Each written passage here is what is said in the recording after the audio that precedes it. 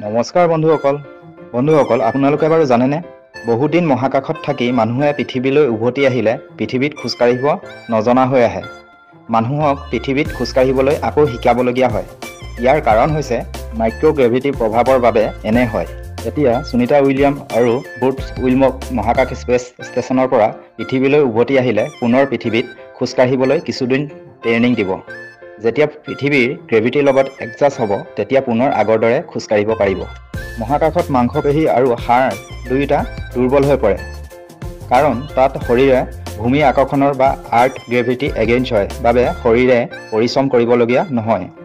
নাসা বা অন্য মহাকাশ সংস্থাই মহাকাশ যাত্ৰীসকলক মহাকাশত থাকোঁতেই দৈনিক ব্যায়াম কৰিবলৈ দিয়ে কিন্তু তেওঁলোকে উভতি অহাৰ পিছতো চিকিৎসা আৰু পুনৰবৃত্তি ব্যায়াম কৰিব লাগে এই পুনৰবৃত্তি প্ৰক্ৰিয়া কিছুদিন সময় লাগে এইটো নিৰ্ভৰ কৰে মহাকাশত কিমান দিন আছিল তাৰ ওপৰত নিৰ্ভৰ কৰে মহাকাশ যাত্ৰীসকল পৃথিৱীৰ গ্ৰেভিটি এডজাষ্ট হোৱাৰ পিছতো আৰম্ভণিতে কিন্তু বেগেৰে খোজকাঢ়িব নোৱাৰে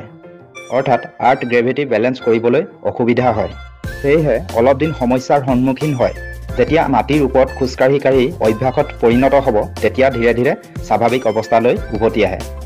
ধন্যবাদ বন্ধুসকল যদি তথ্যখিনি জানি ভাল লাগিল তেন্তে ভিডিঅ'টো শ্বেয়াৰ কৰি দিব আৰু যদি আপুনি ফেচবুক পেজটো ফ'ল' কৰা নাই তেন্তে প্লিজ ফ'ল' কৰি দিব